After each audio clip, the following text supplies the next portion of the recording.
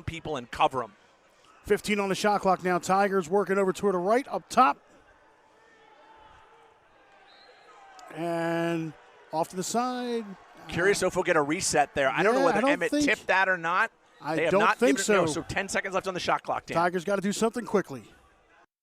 Little room in front now with 5. Tigers trying to turn. Bouncing ball. Off the shot. Got it off in time. And the putback goes in. The referees call the goal. 1-0 in favor of the Tigers. As it stands right now, I'm not 100% sure, though. The referee, there was some question. Shot clock. Did it get the rebound? I think the shot clock would have expired, Dan, because they took the shot. It was saved by Emmett. The ball pops up into the air. By then, the 10 seconds should have been over. So let's take a look. We don't have the shot clock. Pops up in the air. And he literally just takes it right out. I wonder if we could get an angle there with the shot clock behind it where you could see kind of whether it was down. Van Bastelaar. Both teams going to sub a couple players out. The Quakers, 35 on the shot clock. Rubin. Good lefty shooter. Rubin fires and scores and gets the Quakers level at 1. Cam Rubin, his 17th goal of the season, and we are tied with 6:08 left to go here in the first quarter. Back and forth action we have had. We got a timeout on the field. 1-1's the score. Come back for more action live from Franklin Field. You're watching Penn Lacrosse on the Ivy League Network, ESPN+. NBC Sports, Philadelphia.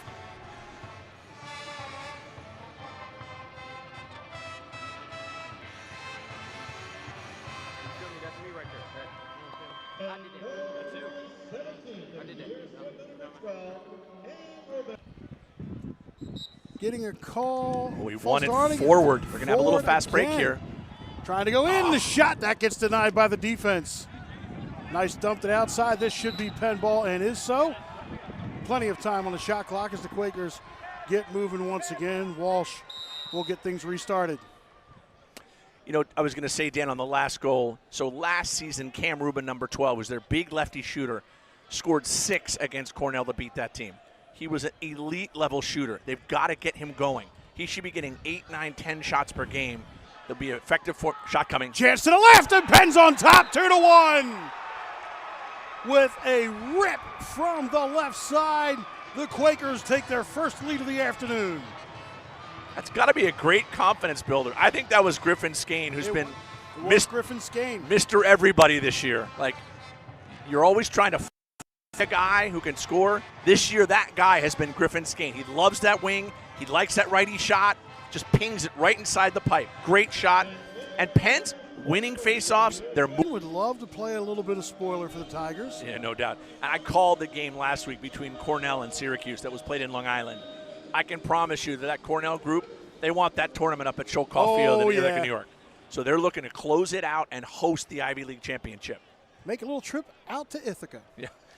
At least it won't be 30 degrees at this time of year. Okay, now it might make it to 50. I'm going to beg to differ. Even though it's the middle of April, here in Philadelphia, this is the first time we've had decent weather. And there is the tie for the Tigers as we are now level at 2 with 5:19 left to go right after the restart.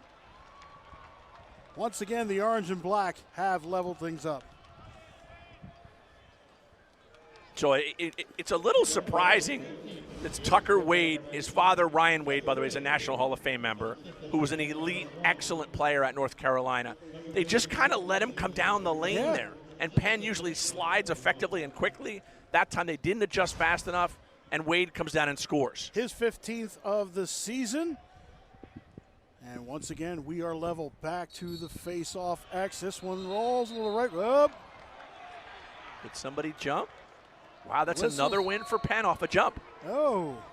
I think the wing player for Princeton on that far wing stepped across the line early. Yeah. Right, and so Penn's won at least 3 face-offs without having to win a face-off. Yeah. 2 jumps early and then 1 on the wing. So got some, boy, he had some space there. He had some space to operate. He thought about it. Provost in front, turns, fires, and scores. Penn's back on top, 3-2.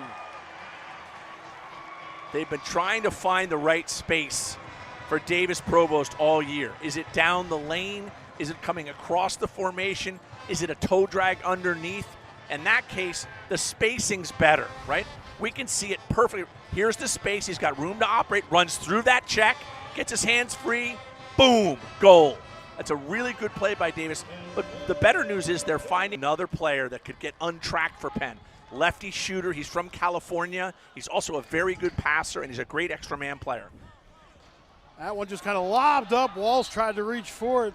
Trying to decide if that was a 6 foot, not enough out. They're trying to decide if they thought that was a shot or not, or whether it was a pass to Tynan Walsh. They're going to say it was a shot. Say it was a shot. Okay. Well, as we always say, George, the referees see one thing, 4 high-definition cameras see other things. It is what it is. Back to live action from behind the net. Under a minute to shoot. Penn trying to get another one, and they do. Up by 2. The Quakers have the lead. I think that was Griffin Skane again. He's just had the best year, Dan.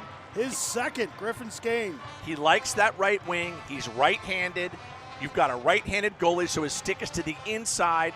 It opens up that far pipe. Here comes Griffin Skane coming right-handed. Watch this. Gets top side. The far pipe, boom. A perfect shot against a right-handed goalie in the opposite stick side where he came. Penn by 2 here in the second. Smith. Play a little catch, go to the right.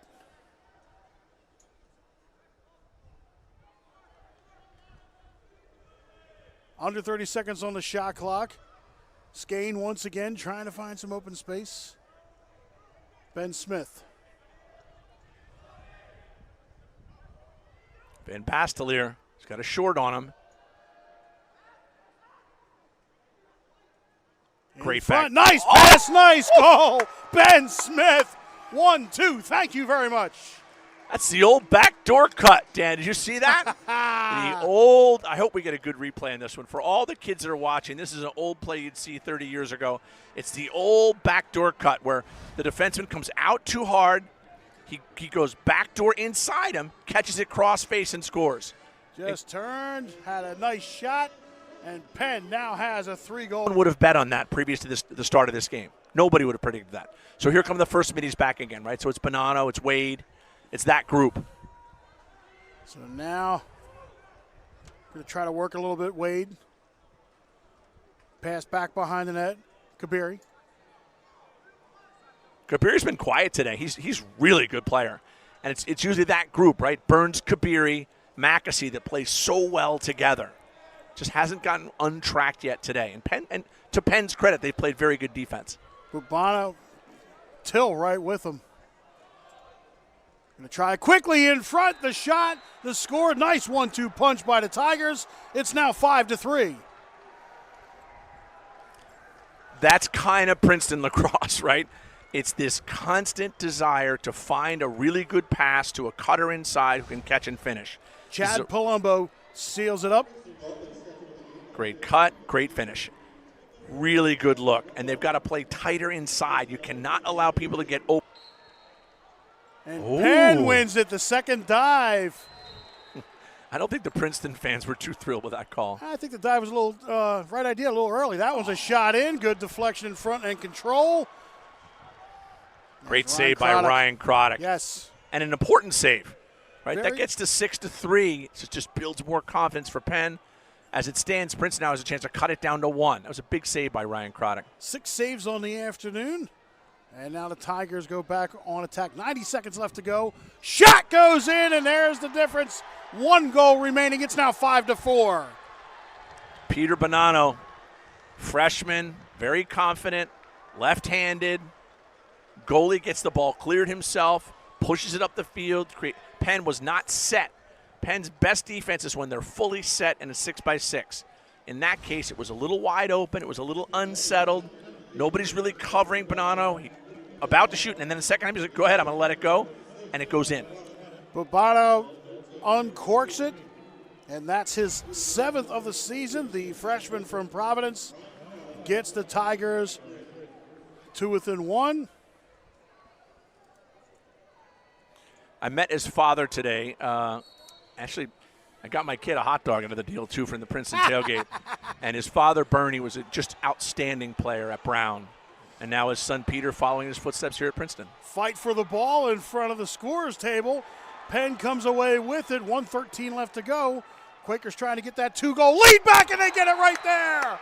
A missile shot in the upper right-hand corner. Davis Provost. How about that, Dan? We're starting to get the up and down action now where players are running. The play I love there was the pass from the midfield all the way down to the attackman to save possession and keep the ball in play. It was so smart. Then here comes Davis. Boom, what a bullet just under the top corner. Quakers with a 2-goal lead.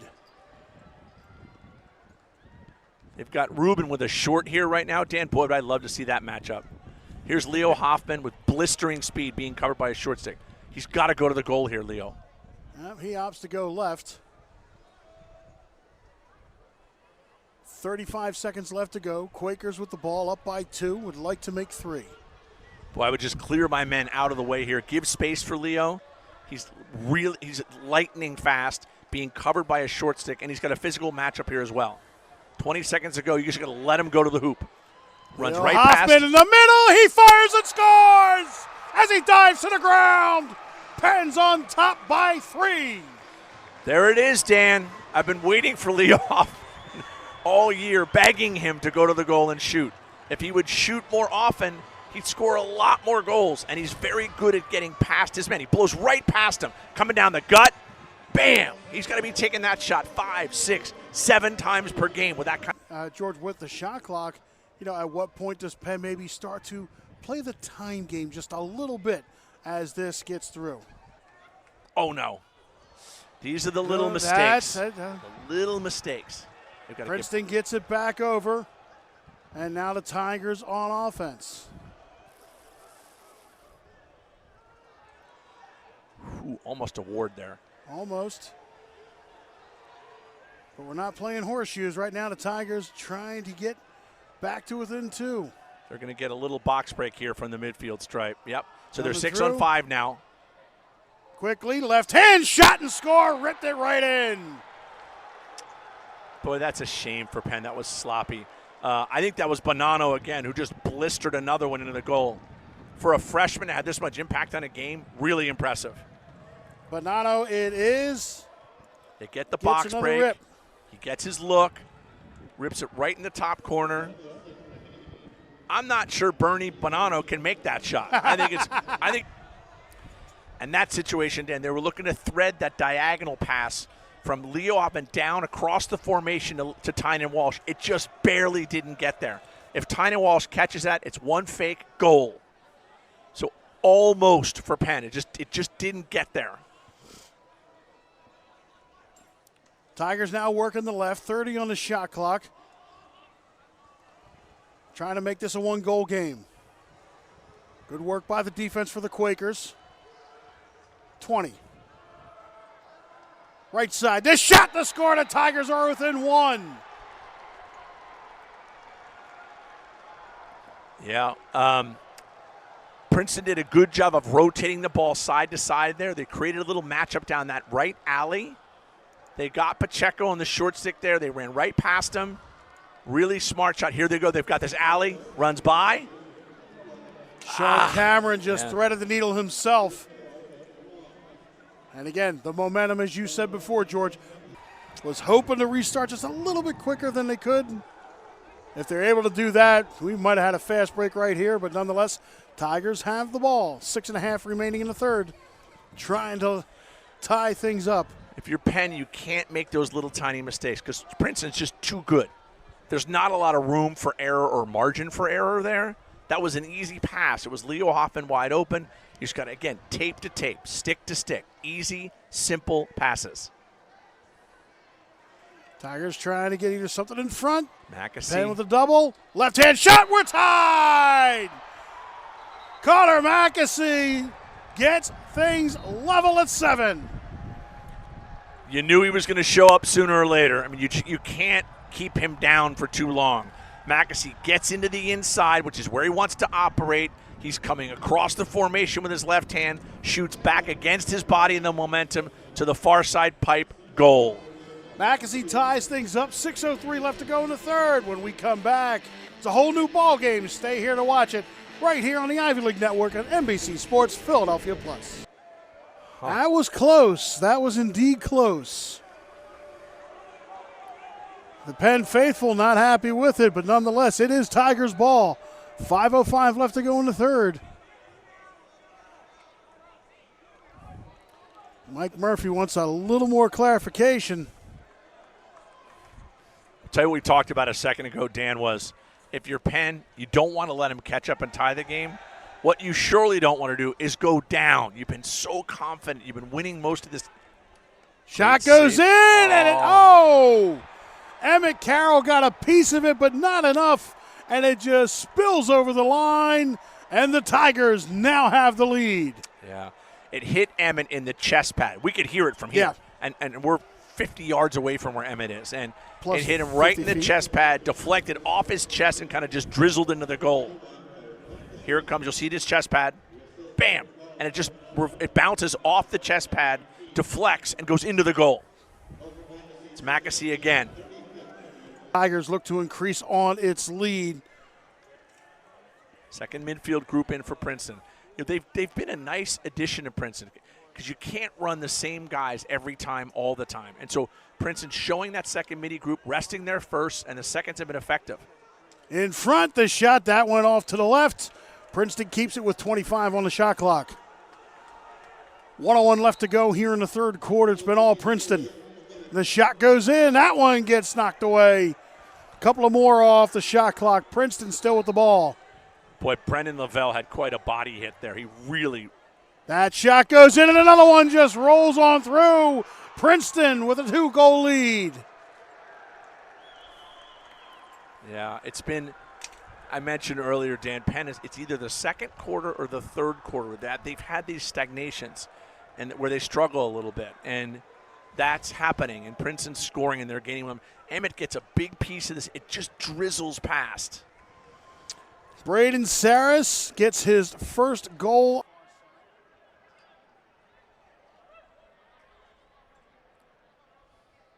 If you're Penn, you got to go back to the formula that got you there in the first half.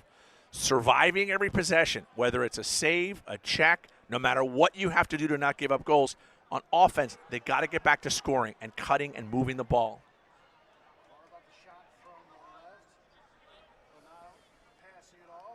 McAsee, great save. You got to get there if you're Penn. First time grounder, nice pickup. The Checo all the way in. Pacheco gets the goal. And within one. How about that, Dan? Pacheco going the distance. A grimy, tough ground ball. McAsee in the clear to show help. Show himself, show your stick, as they say to kids. Right? Show your stick and show you're open. Make the catch. Move it on offense. They're going to sub in their offensive guys now and get into the formation and get into the flow. Bonanno. Now into the corner. Thought about it, didn't take it. Back behind the net with 40. Coming hard left-handed. Bonanno again, he works his way into the middle. He shoots and he scores, giving Princeton the 2-goal lead once again. The hat trick for the freshman. Wow. Bonanno's been really effective today, and he benefits, right, from you've got McAsee, you've got Burns, you've got Kabir, you've got all these massive scores. Bonanno can find his spots. He can find his opportunities. I wouldn't say he found that. He made. Ryan Wade, the former North Carolina great and National Hall of Fame member of the National Lacrosse Hall of Fame. Tigers under 30 seconds. 4:30 left to go. From back behind the net.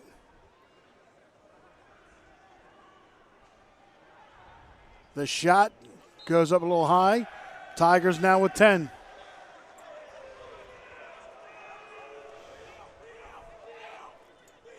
I'm surprised. Just run it out, and here comes. Watch out for Bonanno on the cut. Oh, good recovery by Penn. Shot goes in, and there's the dagger.